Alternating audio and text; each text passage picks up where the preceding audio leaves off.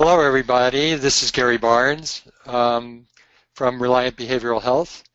And I'm just going to give a minute to help people sort out their audio and visual needs. I'm watching the attendees come up on my screen. So you should be able to hear me. If people can't hear me, you probably don't know that you can't hear me, so that's not doing a lot of good. The presentation today will go for about 50 minutes, and we'll leave enough time for questions. And you can ask your questions by typing in, and ask them as you go on. We'll have a couple of polls along the way to make sure people are following what I'm saying. Brenda Allen is along. Say hi to Brenda, even though she can't hear you, who is helping me run the show today, and she'll be managing the polling questions and also the other questions.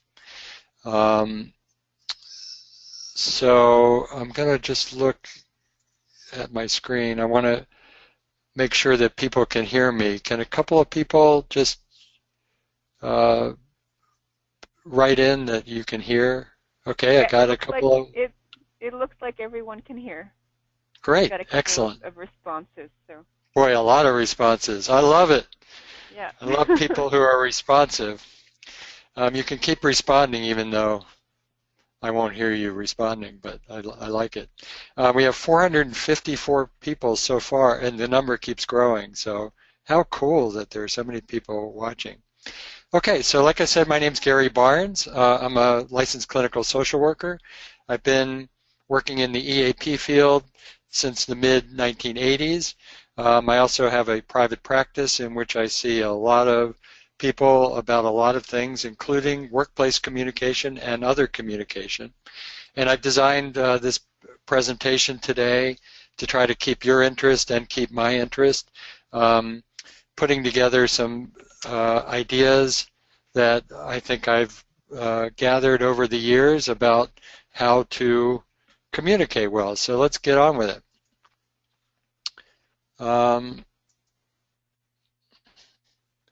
So the goals today, we're going to talk about the foundations of effective communication, some of the barriers to effective listening, and some tools to effectively communicate through conflict. And you'll see a significant focus on conflict. And let's get to the next. So here's your first polling question, so everybody gets to give us feedback. Which one of these three fits you the best? I'm trying to get a read on my audience. How many of you are supervisors? How many of you are interested in learning more about this from a coworker standpoint? Or how many of you are just generally here to improve communication? And where do I see the answers, Brenda? It should be towards the end of the webinar interface under attendees. It says polls at the top. Oh, I got polls. Right. I see polls, yeah. Yeah, oh, good. Click on the cross, it will open. Okay, well that surprised me, so I'm glad I asked. 91% generally want to improve communication, 11% want to address a conflict with a coworker, and 7% want to address a conflict as a supervisor with somebody that you supervise. So I'll smatter lots of examples in, hopefully, as we go along, and there still will be an inclination to talk about conflict because that's when communication is usually the most challenging. All right, let's get on with it. Trying to go forward. Here we go. So here are some foundations for effective communication. I'll just talk briefly about each one. Integrity, I think, is a sense of acting from your value system. So when communicating what's most important to you, and do you let are you able to keep yourself on track, or do you let yourself get pulled off track by a wide variety of things? Respect, I think, is a foundation for communication. I think we would all agree with that. And when you don't feel respected, that is the problem, not feeling respected. Self-confidence, we'll talk a little bit about that, but it's your capacity to hang in there, be yourself, be authentic, be vulnerable, and communicate with people your ideas, that kind of thing. Openness is important. Empathy, of course, which we might call a sort of attunement, being able to understand the feeling state of other people that you're trying to communicate with. And then, of course, trust. And if you don't have trust, trying to communicate in an open way won't happen. And we all talk about that, but trust is a subject all on its own. So let's keep going. We talk about emotional intelligence, and one way of saying that is that the rapport, if you think of a relationship, which 91% of you want to improve, generally improve communication, what you're really talking about is improving relationship. And the root of relationship probably is emotional attunement and the capacity for empathy. And as this slide suggests, it builds on self-awareness, meaning your understanding of yourself and the availability you allow of your own emotions helps you to read others. And when we're in some states like feeling stressed or threatened, that becomes much harder. And when we're focused on ourselves and trying to protect ourselves or defend ourselves, empathy tends to go out the window as well. All right, so I don't know how many of you have, I probably should have had this as a polling question. How many of you have been influenced by Brené Brown? She's an author, a researcher, and probably best known, I think, as a TED Talk speaker who has influenced our field in a tremendous way by talking about shame and vulnerability.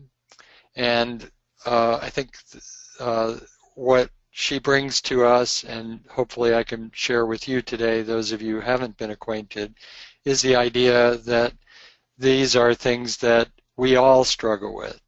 So whereas in the past, mental health professionals such as myself would talk about shame and vulnerability in terms of specific types of family upbringings, we now think that thanks to Brené Brown, she sort of helped us articulate that actually it's a cultural phenomenon that we all experience this. So let me just read this. It's such good language. We live in a culture where most of us believe we're not good enough, not thin enough, rich enough, beautiful enough, smart enough, promoted enough to be worthy of love. Therefore, we can't allow to let our guard down or be vulnerable, because if we let others see us as we really are, it would mean we'd be rejected. Now, if we have that foundation belief, which, as Brené Brown points out, we probably do unless we've done work on that, it's dramatically going to affect our ability to be present, authentic, and communicate well with people. So therefore, we get defensive. It's better to avoid emotional risk, avoid vulnerability, and numb ourselves out to any pain that we can escape, that we can't escape. The personal and social costs are great. We're the most in debt, obese, addicted, and medicated adult cohort in history. So this whole thing backfires, meaning we feel shame, and then that leads to avoidance of vulnerability, and then we dodge emotional risks, and then we miss out on genuine human connection.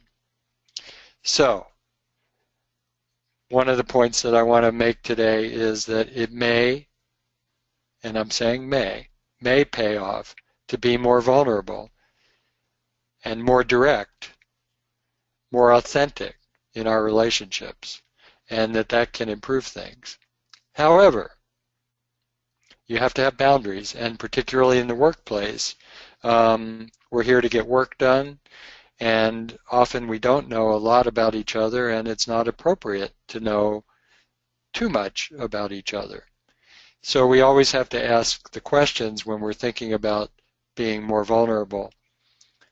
Is it appropriate to the current work situation in my environment to say something or speak up or be vulnerable?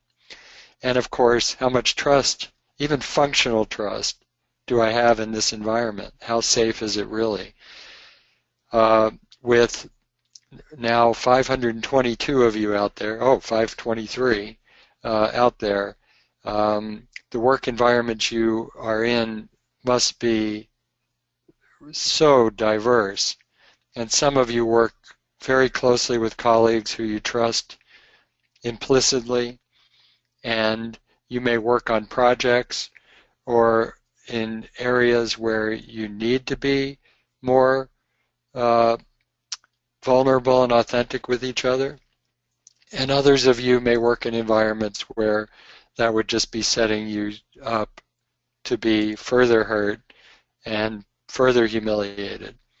So I can't tell you which one you're in, but you probably know. And then, of course, you have to establish limits for yourself, because if you're going to have compassion for others, empathy for others, you can't be feeling vulnerable. And so I imagine in my world that there's a line, and on one side of the line is being caring and concerned for other people, and on the other side of the line is resentment. And so if you're giving too much and allowing your boundaries to be violated and feeling taken advantage of, then you're into that resentment side of the line, and you're probably not going to be particularly compassionate at that point. All right, so here's a question for all of you. You can all weigh in on this one. Do you frequently avoid speaking up at work because you're afraid of how others will see or feel about you?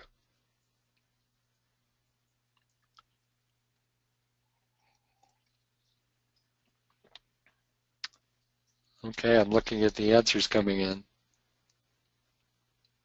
Wow, we're almost exactly split.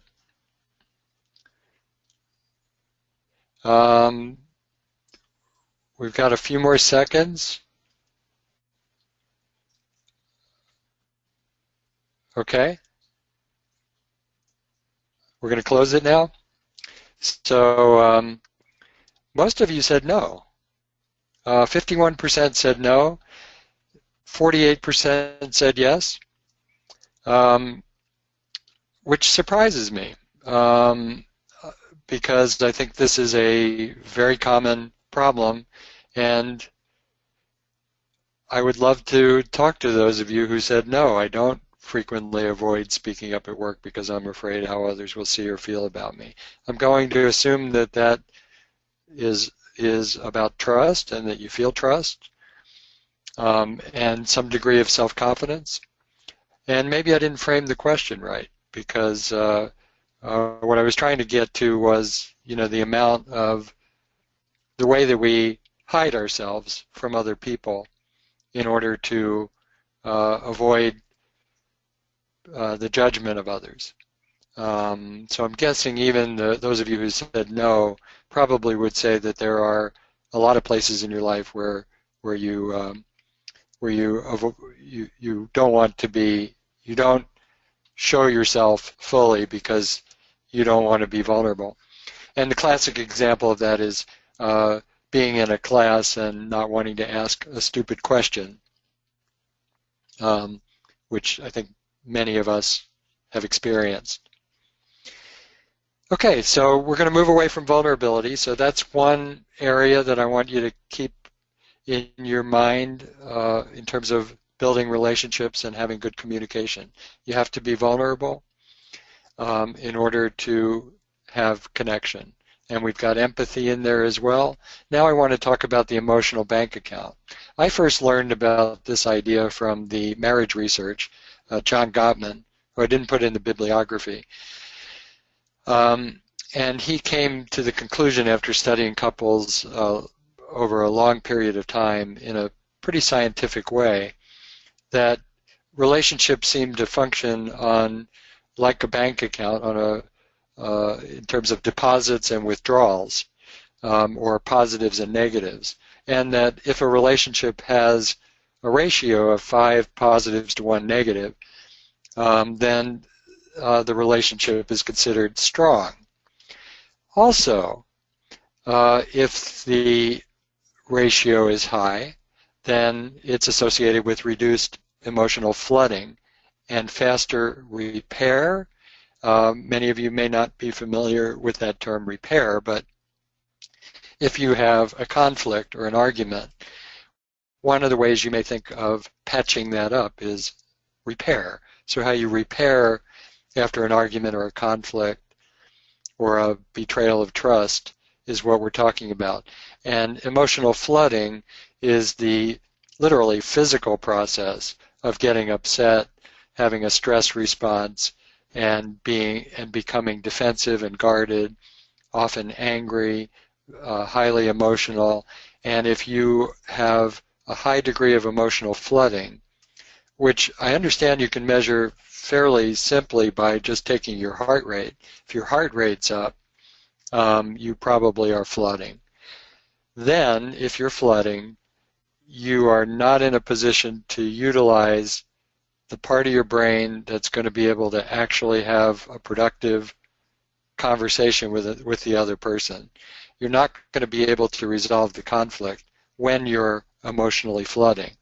So, a couple of concepts here. The emotional bank account is critical because if you're feeling good about your relationship with the other person, then if you have a conflict, you're going to be less upset on average, or you're going to recover faster.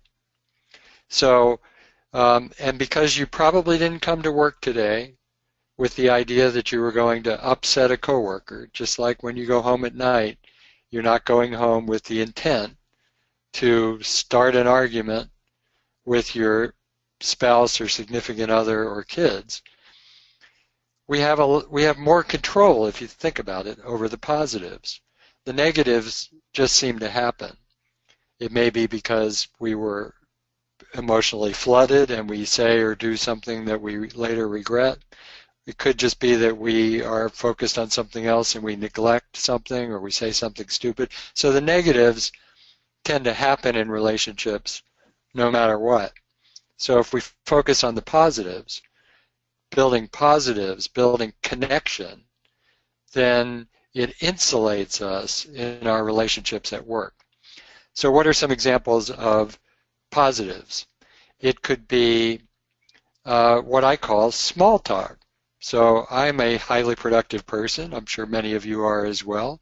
And I can adapt the attitude of, why do people sit around and engage in small talk all day long instead of working? And it may be a fair question, but it turns out that small talk, if by small talk we mean we're not actually talking about work, but maybe we're talking about something that happened over the weekend, or my child's soccer game last night, or some vacation or someplace I like to visit. Those kinds of connections in the workplace actually are considered positives. They're deposits to the emotional bank account. So we're not talking about, you have to take your team out to lunch once a week, although I'm sure they would enjoy that and it would count as a deposit to the bank account. we're really talking about a long series of much smaller connections that you make in relationships by checking in with people, asking them how they're doing, being attuned when you feel like they're not doing well, offering to help, um, take over something when you could see they're overwhelmed, things like that. And I'm probably missing other things. And if you were able to communicate with me, you would add wonderful examples of deposits to the emotional bank account. Okay, so that's the emotional bank account. Now, related to this is another concept that I borrow from the marriage literature, which is that the best indicator of how a conversation will end, in other words, whether it ends in a positive way, is how it begins. So how we start a conversation is the best predictor of how it ends. So if I barge in and say, I have to talk to you about something, I'm upset with you about this. So it doesn't have to be leading off with an insult, but just leading off with a harsh tone, which is probably more like what most of us would do, can set the tone where the other person becomes defensive. And the research, and I don't know if you'll believe this, but it's been demonstrated, and I see it a lot as well, is that 96% of the time, if a conversation gets through 3 minutes where neither person is emotionally flooded, it will end well. And the opposite is true. If within the first 3 minutes, one or both of you gets defensive or upset, it will end poorly. And so, how do you use this? Hopefully some of you have already figured this out. The way you use this piece of wisdom is you're really careful about how you start conversations. If you need to address a difficult topic with somebody, make sure that you set the stage in a way that is going to promote a more constructive conversation. And I've heard things, I bet you have heard as well, and maybe some of you thought I was going to bring this up today, so I will. The compliment sandwich.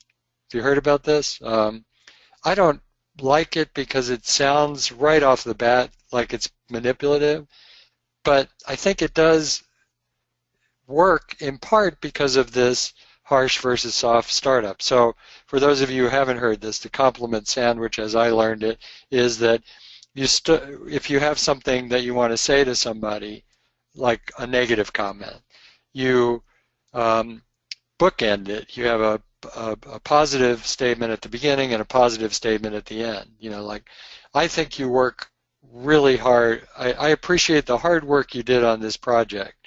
We're going to have to revamp the entire thing. But I also appreciate how flexible you have always been about these things. That might be, I just made that up. That might be a compliment sandwich. This research suggests that the second compliment, may not be as necessary as the first one. And I would never encourage you to do something that comes out sounding contrived or, like you're following some kind of a formula, because that moves you away from being authentic in your communication with the other person. But, I think the compliment sandwich idea does help you to think more positively about the other person and to speak more positively, and so in those ways, I'm sure it can be a helpful concept. Okay, let's keep going. So conflict, which I was prepared to talk about today, is natural and normal. There are reasons we have it. We have conflicting goals, conflicting judgments, conflicting norms and values, personality style differences, lack of safety or trust. So you want to look at, if you're having a conflict at work, which one of these or which ones of these seem to be the source. But the most important thing is just that it will happen. If you spend enough time with somebody, you will experience conflict. And that pertains at home. It pertains in your primary relationship with a significant other. It pertains in your relationship with your parents. It pertains in relationship with your kids, with your friends. I think I've probably beat the idea home. I've driven the point home enough to you all. Okay? The myths are that conflict is a sign of bad relationship. And in fact, and please hear me when I say this, conflict is not the problem in relationships. The problem is how and whether you repair the conflict. So if you put enough energy and focus into resolving the problem, then your relationship will benefit from that. The fact that you have conflict is not an indication of a bad relationship. It is true that you can make a relationship worse by the way that you deal with conflict. Conflict does not mean a lack of caring concern. Conflicts generally do not resolve themselves, but all conflicts don't have to be resolved. If you have and there are three ways, general ways that people deal with conflict. We call it volatile, validating, and avoiding. And that third category of avoiding, some people can avoid conflict, and as long as they have a way of thinking about it in their mind. So I'll use an example of a successful way to avoid conflict. I come home and I had cleaned the kitchen in the morning, and I come home and there are dishes all over the place and it's a complete mess, and I'm upset about that. So if I have an avoiding style that's healthy, I might take a minute, take a deep breath, walk away and say to myself, well, there have been plenty of times when I've left the kitchen messy. I know my wife is very busy, works hard, and has done at least 5 things for me this week that I haven't done for her, so etc. So I'm in my mind, I talk myself down and I make it okay. And by the time I've done that, I don't care. I don't need to talk about it. So some conflicts don't need to be resolved. I'm going to show you this twice, the Crucial Conversations model, and this is a book and a model, Crucial Conversations and Crucial Confrontations. Some of you may have read it. This is, to me, one of the best books written. Actually, I prefer the second one, Crucial Confrontations. I think it actually is more helpful in terms of dealing with conflict. But this is their model, and if I go from left to right, so me and others, it's a 4-step way of how we get to understanding problems in a relationship. So I see or hear something, and then I tell a story about what happened. I asked you to do a project or to make a phone call for me, and you failed to do it. Might be the see and hear. And then I tell a story in my head. And the story I might tell is, well, you don't care about me and what I want you to do, what I would like you to do. You are too busy, thinking about other things and inconsiderate to me. That might be the story I tell. And then that story leads to how I feel. So I feel angry. I feel hurt that I'm not important to you. And then that informs how I act. So if I'm feeling angry and hurt, I might lash out at you. I might avoid you because now I don't like you, etc., etc. So I'm doing that on my side, and the other person's doing that on their side. And together we create, if we have dialogue, we're going to create a pool of shared meaning. So I can tell you what I saw that happened, the story I told about it, how I felt, how I acted. Now, we don't usually communicate like this. And I'm not actually saying that you should communicate like this in all situations. It would take way too long, and it's too formulaic. But if you can imagine this as a model of how you might think about a conflict, that's really what I'm getting at today. Now, what's the most important part of this whole thing? To me, I think the most important spot on these arrows that go from the outside to the inside is the tell a story. So you see and you hear something, but it's really the story that you tell. If you tell yourself, so in the example that I gave, you didn't do something that I asked you to do, and I tell the story that you don't care about me, or you're inconsiderate, etc., then that completely informs how I think about you, how I feel about you. Now, what if I say to myself, well, he's having a hard day because I know he's got stuff going on at home, etc., etc. So, there's a likelihood that he just forgot. He's done many things for me and will do many things for me again, and I know he's a good guy, right? So if I tell that story, I'm going to have a completely different set of feelings and actions. So the story part is the most important part. So when you're walking around your office, even at home, thinking about something that has happened between you and another person, think about the story that you're telling about that. Okay? This is I didn't know where to put this slide, but it's important probably always in terms of talking about communication. We tend to use email and texting more and more at all times. For the first time ever, I told you that I do a lot of counseling, and I will have people come in, and it's kind of neat, but it's also kind of disturbing that they will show me pages and pages of a text argument that they had with their spouse or significant other or child. And at no point did either of them consider picking up the phone.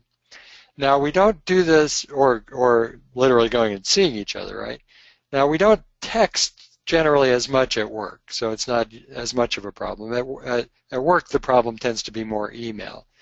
So I hope by now you all have been using these technologies enough to know that there are limits to what you can share in email. And I didn't include it in this presentation, and I don't even remember where I found it, but there are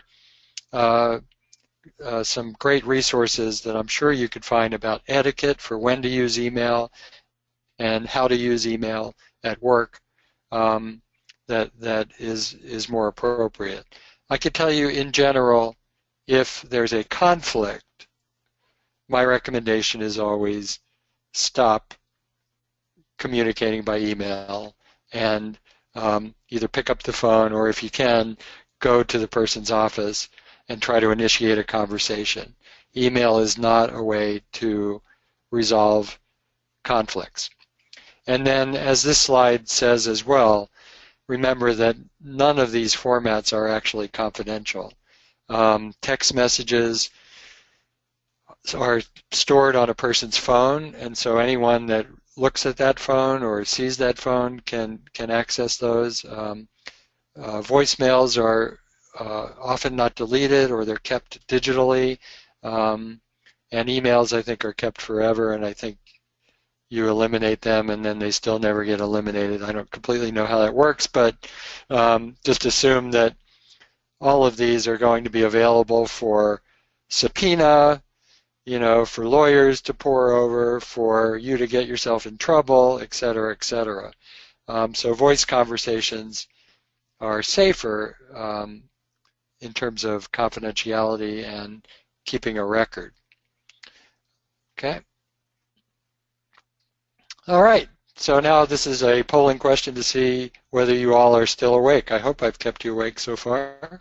A useful strategy when feeling angry at a coworker would be to text or email the person so they won't hear your anger. Tell your supervisor a union sword for protection, or try to change the story you are telling yourself. Oh, look at that. You all are beautiful.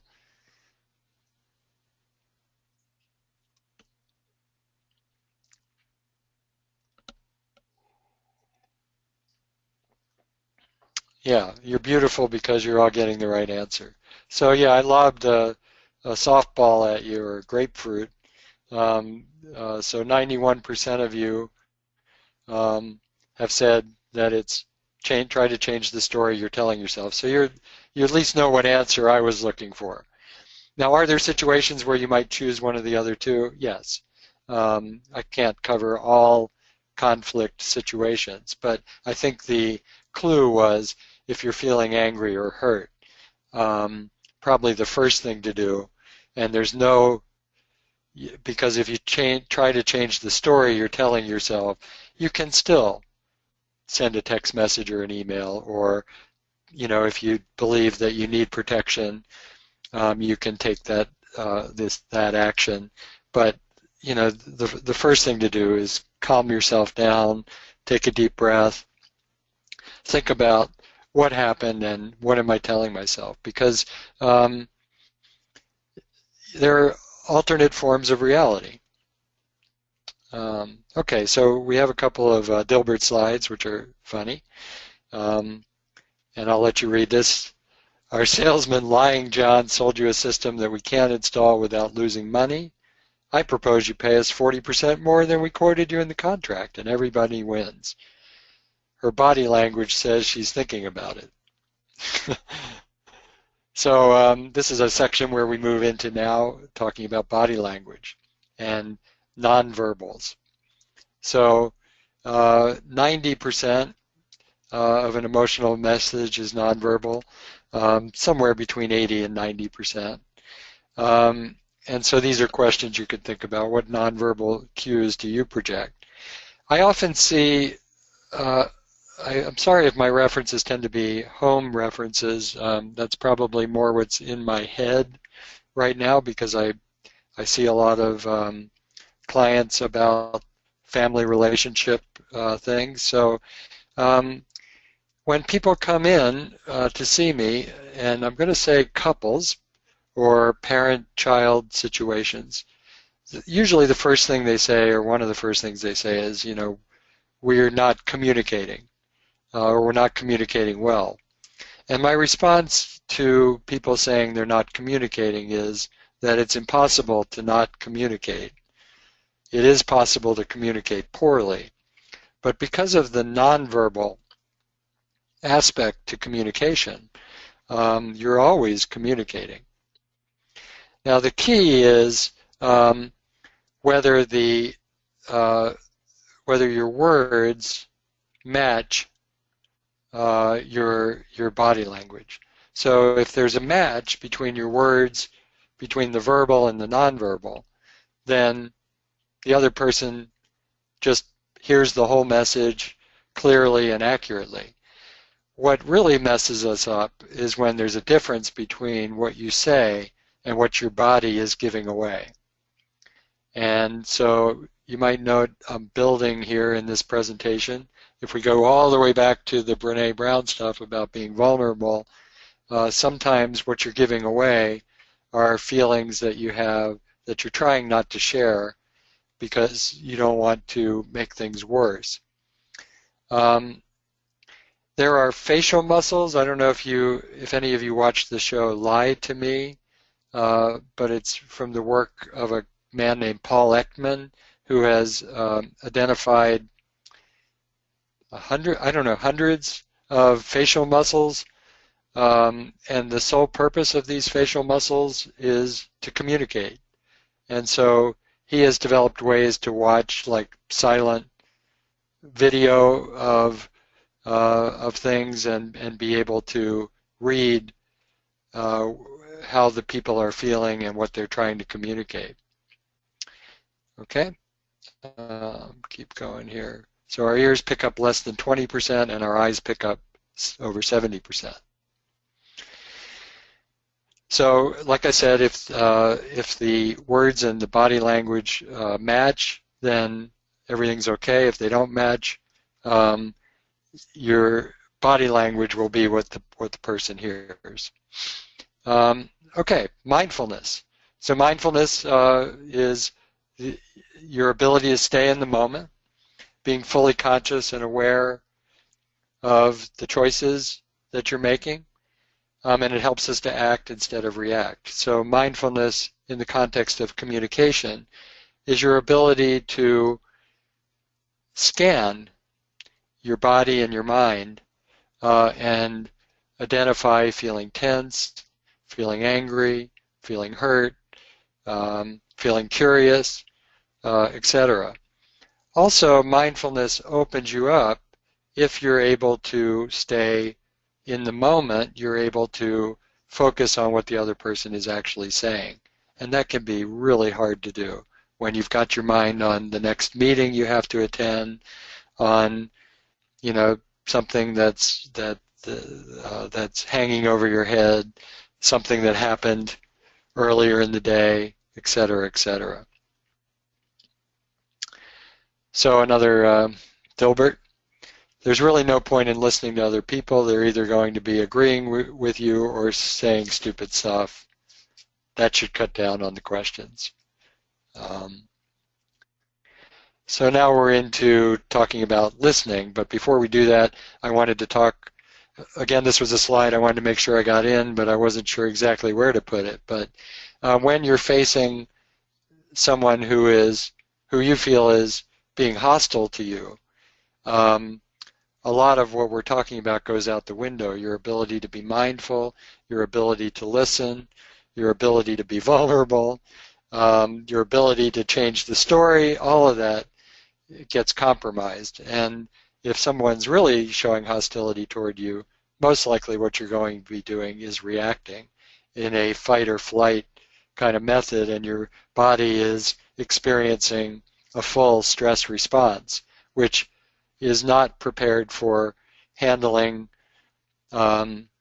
verbal conflict resolution. Your stress response is geared toward running away from large animals on the Serengeti. So that's about what you'll be good for at that point, or hiding from them. So breathing is important, slowing down and thinking. Get out of the room if you need to, depending on how hostile you're feeling or how attacked you're feeling. If you can, if you're not feeling personally attacked, try to uncover the problem by listening and asking questions so you can learn more about what's really going on for the other person. So you want to try to get past their anger. Anger is, I think most mental health professionals would agree with me that it's both a real emotion and as well as a cover-up for more vulnerable emotions. So if I feel hurt, I am going to sometimes act out in anger, and some people go to anger more quickly than others. But you're not going to fix it unless you can figure out what's really going on underneath and calming yourself down. Okay, so anyway, these are some common barriers to listening. I'm not going to go through these because I'm looking at the time. I want to make sure I get to some cooler stuff, but and let's get into this. So I think a real barrier, or one way to think about a barrier to listening is your filters. So what are you filtering what they're saying through? And another way to say that might be the story that you're telling as people are talking. But you could think about communication as like there's a sender and a receiver, and the sender is sending a message across air to the listener, and the listener has filters up, and so the message goes through the air, through those filters, into the listener. And so if you're filtering in any of these ways, you may not be actually hearing the message that they're trying to send. Also, listening all the way to the end, a good way to do that is to ask additional questions. So one way to stay tuned in is to keep asking questions of the other person. If you're feeling exhausted by the length of time it's going on. Another way that I used quite a bit actually is to ask them to repeat what they were saying. I just admit that I was thinking about something else. I was thinking about the last thing you said. Can you repeat what you just said? So I think it's totally okay to do that. Listening and multitasking don't go together. This is, I think, very funny. Today you'll learn how to use your BlackBerry while pretending to listen. Now repeat after me. Yeah. What was he thinking? Wow. While you're staring at your phone. How many of us do that without meaning to? Okay, so here's another polling question. I think this is our last one. So a good approach to improving a relationship with a coworker. What would you say the best answer here is? Suppress your annoyed feelings, clear the air about what you don't like about them, or small talk about a common topic. You probably can guess that I won't give you the answer yet.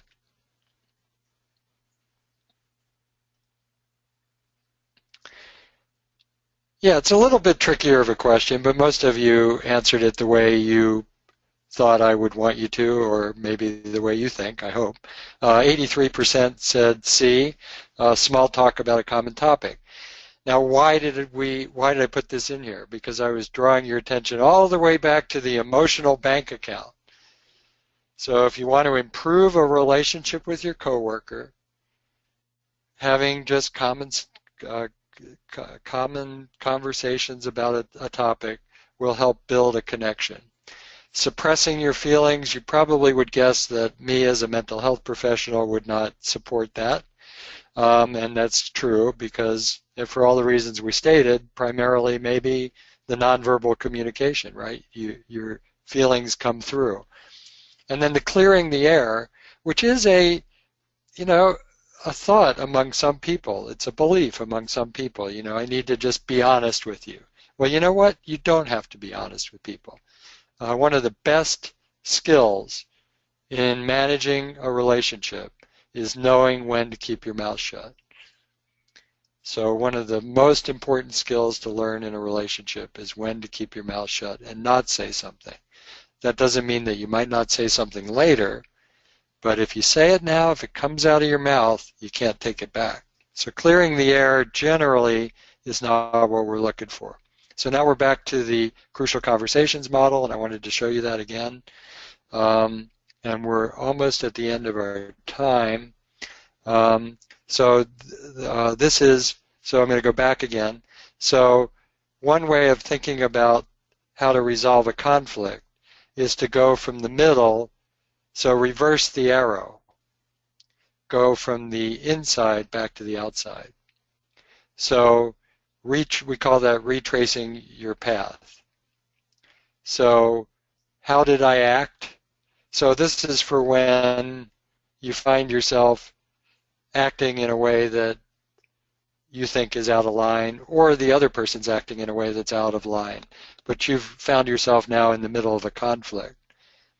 By going in reverse, I just went in reverse twice. You ask yourself, how am I acting? Am I acting either in silence or violence? So if you look back at this silence is withdrawing, avoiding, masking. Violence is controlling, labeling, attacking.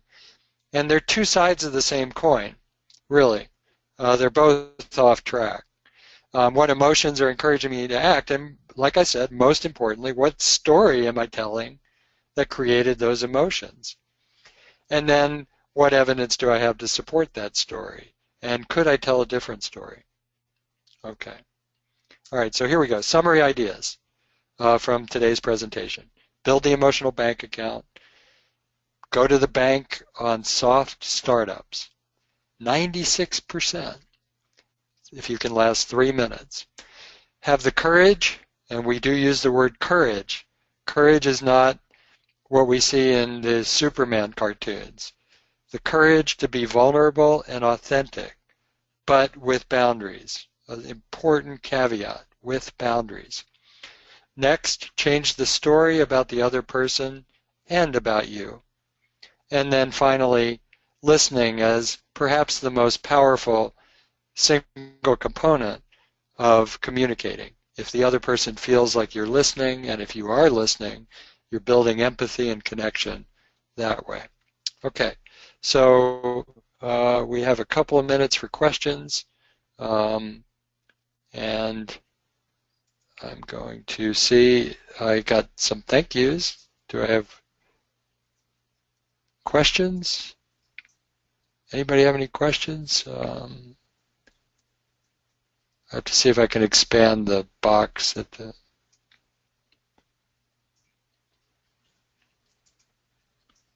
Is there a way to expand the box, Brenda? I can't see the questions. Yeah, if you just hover over to the left of the box, an arrow will appear, and you can just drag and pull it open.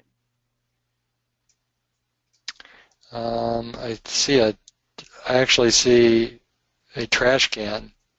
It's just, if you hover your cursor just to the left of the little trash can a bit, there'll be a double pointed arrow, and then you can drag the edge of the panel. You got it? I do. Great. Are we getting some questions? There are a few, we have a few questions. They're mixed in with requests to the PowerPoint, which I've already responded to, so you can just ignore those. Still not able to pull it down for some reason. I don't think that you can pull that down, yeah. Okay. Do you want to pick a question since I can't seem to read it? Yeah. So the first question is... One that you like. I'm not good at reading people. How do I learn to do that? Not good at reading people. Well, that's interesting. Probably the reason... I don't want to be too definite, but I would say if you're not good at reading people, one place to look is, are you good at reading yourself? So do you understand your own emotional world? But secondly, I think this is one of the places where I think it's okay to say that. I'm not. So there's a cognitive, a thinking error that we call mind reading. So if you're not good at reading people, maybe another way of thinking about it is you're trying to read their minds, and so asking them to clarify. I don't think it's the greatest sin, and I think it's one that others would agree with, that it's hard to read a person. So I don't know who asked that question, but I had many answers. One is, are you in tune with your own emotions? Secondly, maybe you're better at it than you think. And third, ask, go public with that. Ask them. I'm not good at reading you. What are you trying to say? Can you say it in a way that I can understand? It really conveys that you're trying to understand what the other person's saying. Okay. You have another one? Yes. So next question, with so many people working remote, not seeing other people, how does the 70% body language play into the communication? Right. Well, it doesn't. And so everything is then left open to interpretation, which is what happens with emails and text. And maybe phone conversations to some extent. Although in phone conversations you can hear the tone, at least in a person's voice, and so that's a healthy amount of what we might call nonverbal, because it's not the words, it's the person's tone. But if you're communicating, textually, then everything's open to interpretation. So I might read a sentence in a way that is very much not what you're trying to convey to me. So, if you're working remotely, I guess the best you can do then is pick up the phone and at least try to ask the person, this is the way that came across. Is that what you meant? And most likely the person will say no, or they might say, well, what I meant to say was this. So they'll clarify. But it's a great question. You might have also asked the question, how do we build that emotional bank account if we're working remotely? And I think that's an excellent question as well. It is harder to have that kind of closeness that you feel in relationships when you're not with them. Great question. Okay, you got one more maybe? We have one more. How do you build a relationship with someone when they won't apologize? How do you build a relationship with someone when they won't apologize? I think that probably I don't know would be the first answer, but I can give you some ideas. I would look at the story that you're telling about why they won't apologize, and because I think that's the interesting question in that dilemma. Why are they not apologizing? Are they feeling like you haven't taken responsibility for something, or they feel like if they apologized, they would be somehow more vulnerable than they want to be? So I think changing the story, the way that you tell it. I mean, if somebody can't apologize, they must be pretty afraid of being vulnerable. If they can't find anything to apologize about, anything to feel, any part of the conflict to feel bad about, that's not good. And then the next place I would go is be true to yourself. Don't let that person's behavior make you not live by your own values. So again, with boundaries, but if it feels right to you to continue to be warm to that person and friendly, do it to the extent that you're protecting yourself in the ways that you feel like you need to. If apologizing when you feel like you've done something wrong is still a value of yours, do it anyway, and maybe they'll follow your example. So it's a great question, and it really creates a wedge in the relationship, doesn't it?